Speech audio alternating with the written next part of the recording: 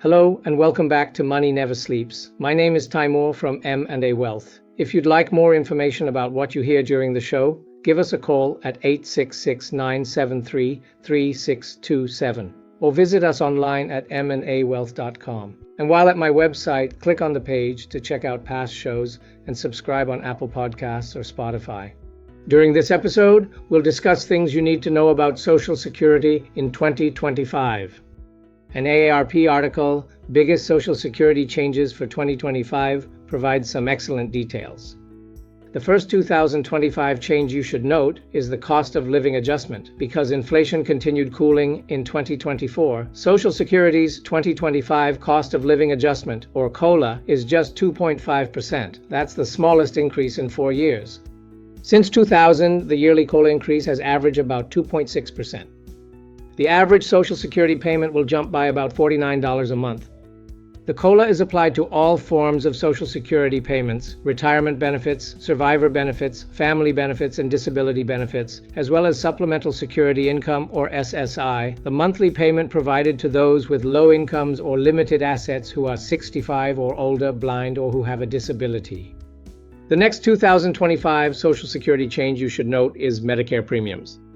The standard monthly premium for Medicare Part B, which covers visits to your doctor and other outpatient services, is $185 a month in 2025.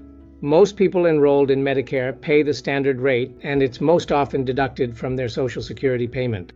Essentially, that means the Medicare Part B increase will offset the 2025 COLA by about $10.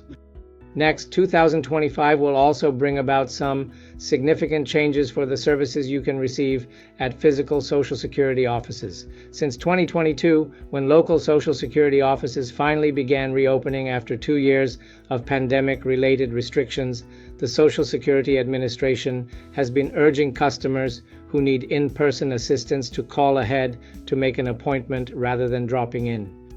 In 2025, however, what was previously merely a recommendation is a requirement in most cases. Beginning January 6th, customers are required to schedule an appointment at their local field office, even if they're merely requesting a Social Security card.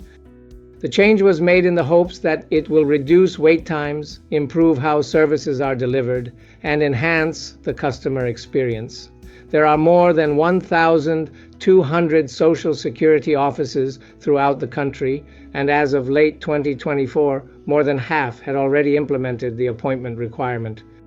Of course, a person who arrives at a Social Security office without an appointment won't be turned away. The article adds that military personnel, those who are part of vulnerable populations, the terminally ill, and others in situations that require immediate attention, can arrive at a field office without an appointment. To make an appointment for an office visit, call the Social Security Administration's national hotline at 800-772-1213 or contact your local office directly. Appointments can also be made online at ssa.gov. The full retirement age is also something to be prepared for in 2025. Remember, the full retirement age, or FRA, is the age at which you're eligible to receive 100% of the Social Security benefit you earned through your years of work. The article notes that for the last several years, the FRA has risen in 2-month increments based on the year you were born. The FRA is 66 years and 8 months for people born in 1958 and 66 years and 10 months for people born in 1959. That means people born between May 2, 1958 and February 28, 1959 will hit their FRA in 2025. Under current rules, the FRA is 67 for those born in 1960 and after. However, you can begin receiving Social Security before your FRA. The minimum age is currently 62, but if you file at that age, your monthly payment will be slashed by as much as 30%. On the other hand, if you work past your FRA, your eventual payment will increase by 8% for each year you wait until age 70, at which point you'll receive your maximum payment. The article next addresses Social Security taxes. Social Security is mainly funded by a 12.4% tax on most Americans' salaries. If you earn a salary, you pay 6.2% via the FICA withholding from your paycheck. Your employer then pays the other 6.2%. Those who are self-employed pay the entire 12.6% as part of their yearly tax return. While the Social Security rate hasn't changed since 1990, the amount of income that's subject to the tax is adjusted yearly to better reflect national wage trends. In 2025, you'll pay the tax on income up to $176,000.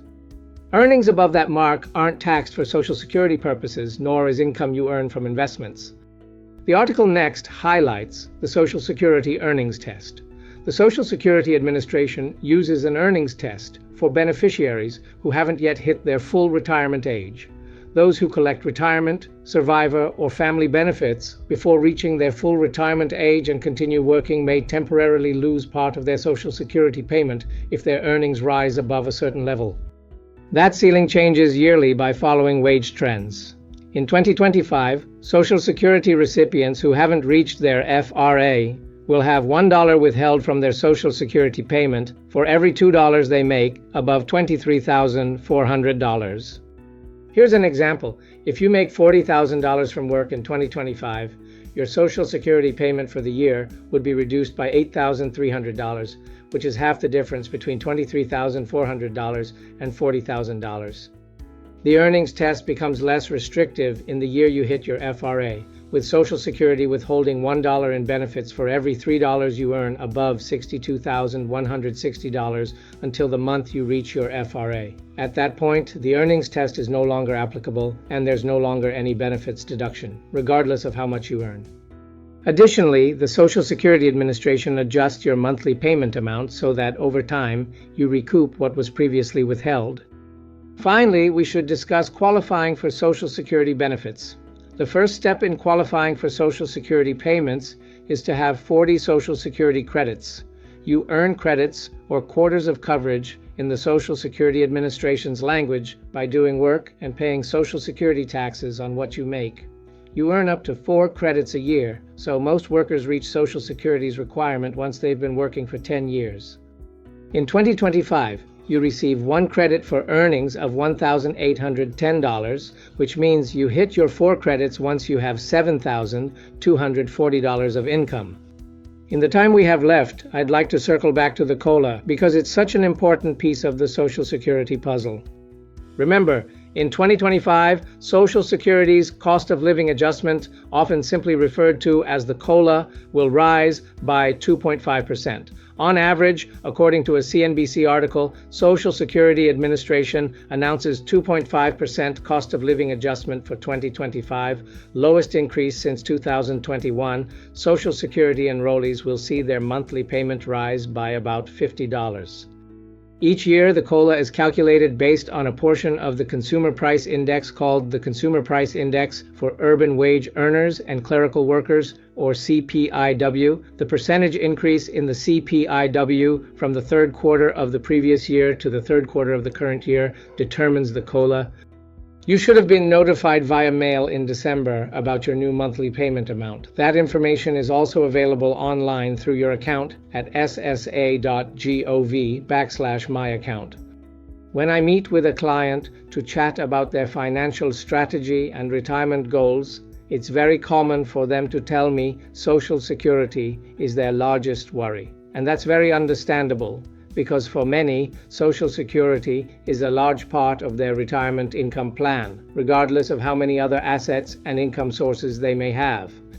As we build a strategy together, many clients are pleased when I explain that there are many steps they can take to increase the size of their monthly Social Security payment. If you have any questions about your retirement magic number, your retirement strategy, or any other parts of your financial strategy, visit my website at mnawealth.com or call my office at 866-973-3627 to discuss how my team might be able to answer your questions and address your concerns. It's our goal to help you prepare for the retirement you've worked so hard for. Disclosure: all matters discussed during the show are for informational purposes only. Opinions expressed are solely those of M&A Wealth and staff. All topics covered are believed to be from reliable sources. However, M&A Wealth makes no representations as to its accuracy or completeness. This commercial shall in no way be construed as a solicitation to sell securities or advisory services to residents where permitted. Topics should be discussed with your individual advisor prior to implementation. Advisory services offered through M&A Wealth, a registered investment advisor in the state of Texas. Insurance products and services are offered through PNC Life Insurance Agency, an affiliated company. M&A Wealth and PNC Life Insurance Agency are not affiliated with or endorsed by the Social Security Administration or any government agency.